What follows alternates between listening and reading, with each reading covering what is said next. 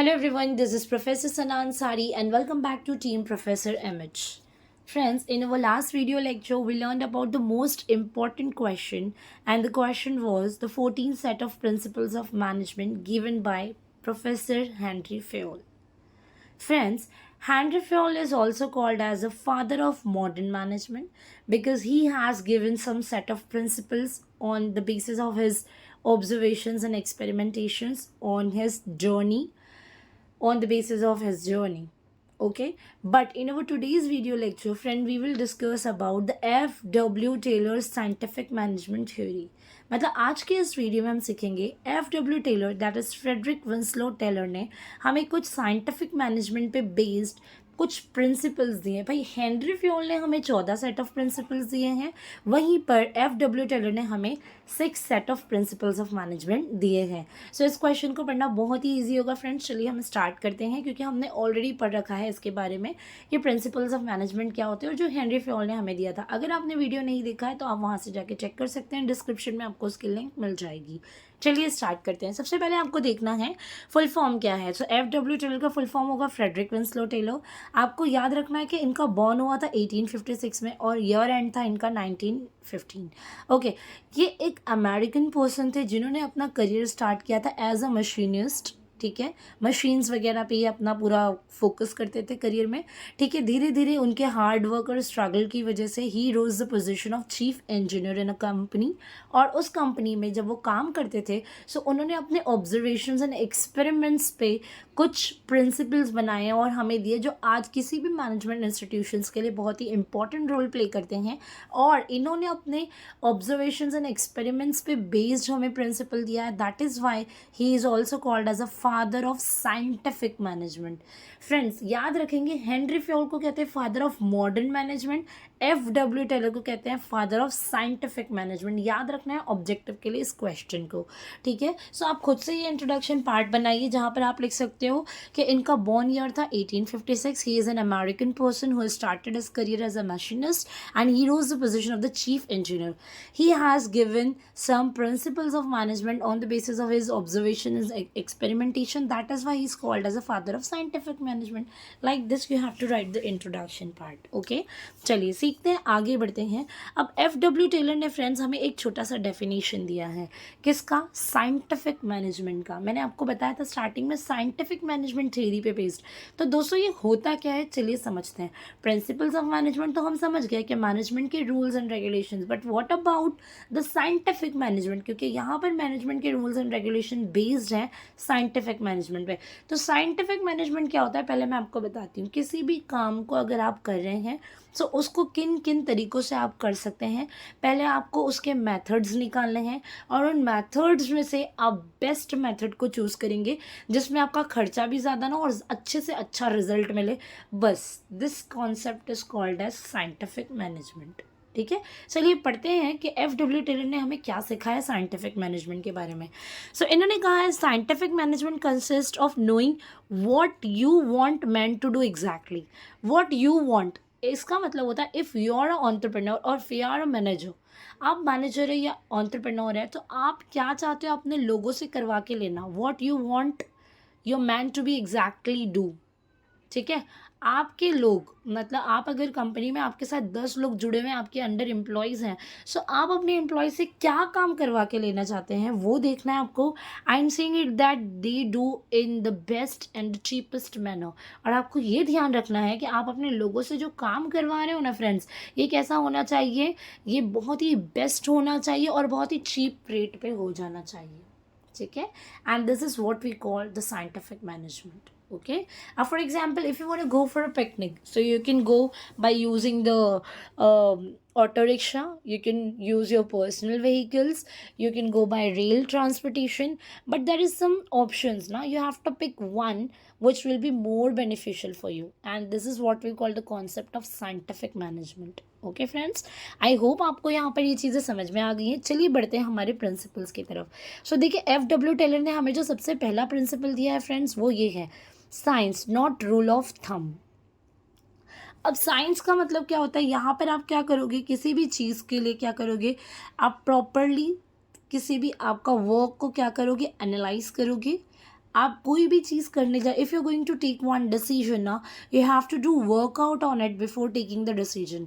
आपको ध्यान रखना है, आपको इमोशनल वे में जाके आपको एक भी डिसीजंस नहीं लेना है। और every time you can not go with the trial and error basis, ठीक है।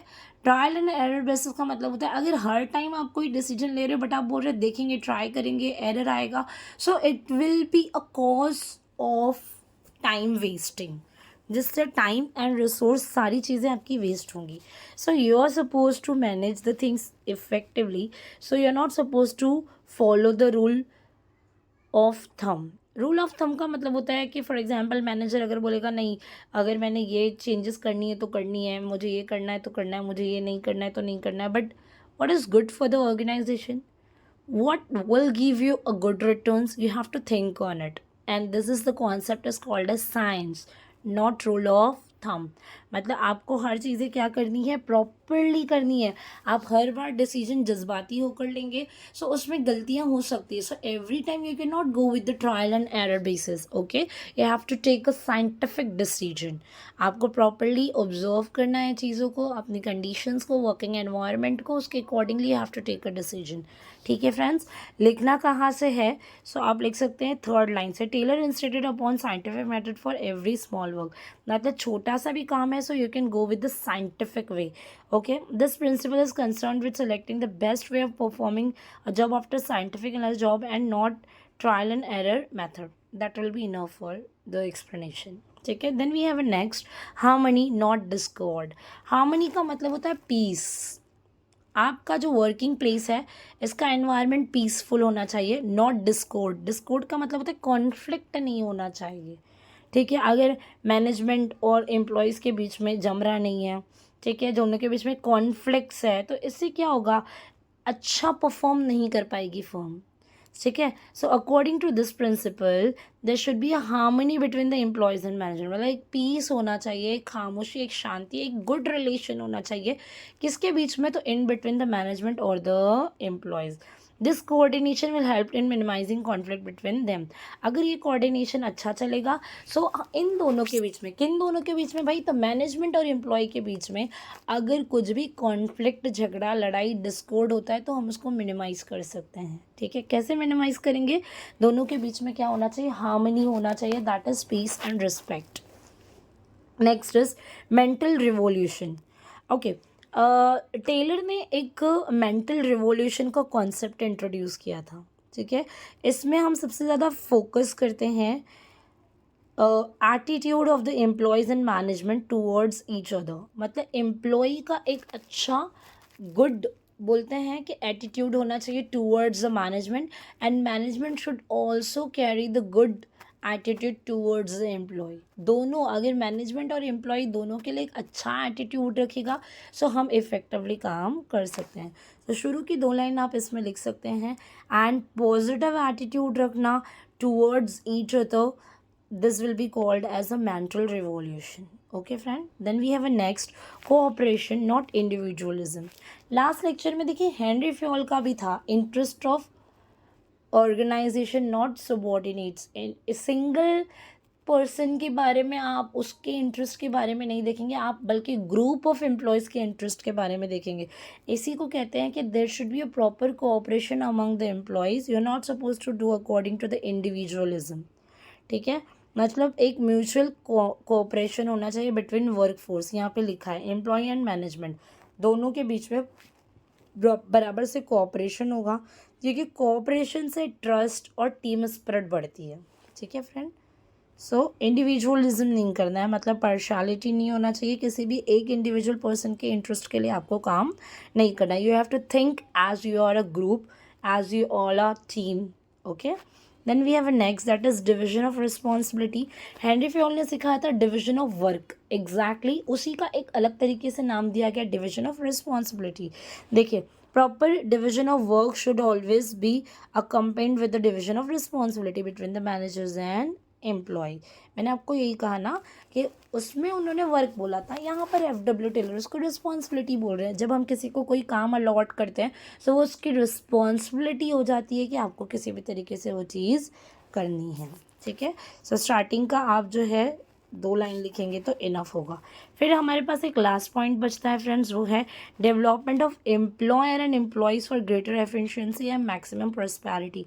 डेवलपमेंट ऑफ एम्प्लॉयर, एम्प्लॉयर मतलब जो कंपनी है, जो बिजनेसमैन है, जो मैनेजर है, एंड एम्प्लॉयज़ मतलब जो वर्क फोर्स है, for greater efficiency and maximum prosperity, अच्छा और बेटर परफॉर्मेंस के लिए एम्प्लॉयर एम्प्लॉय दोनों का डेवलपमेंट होना ज़रूरी है। अगर समझिए आप किसी कंपनी को 5 से 6 साल दे रहे हैं, so definitely you will expect कि कंपनी भी आपको कुछ एक पोजीशन देनी चाहिए या आपके डेवलपमेंट के लिए सोचना चाहिए, और एम्प्लॉयर भी अपने डेवलपमेंट के बारे में सोचता है और एम्प्लॉय भी। सो दोनों का अगर डेवलपमेंट पे फोकस किया जाए, एम्प्लॉय को भी स्टेटस बढ़ाया जाए, एम्प्लॉयर का स्टेटस ऑटोमेटिकली बढ़ेगा। सो इससे क्या होगा ना, आपका परफॉर्मेंस बहुत ज़्यादा अच्छा होगा, you can do a best performance. Okay friends, so starting का आप जो है 3 लाइन लिखेंगे तो इनफ है। सो फ्रेंड, यहाँ पर हमने सीख लिया है FW टेलर के प्रिंसिपल के बारे में। मिलते हैं नेक्स्ट वीडियो में with some new questions. Bye bye, have a nice day and take care everybody.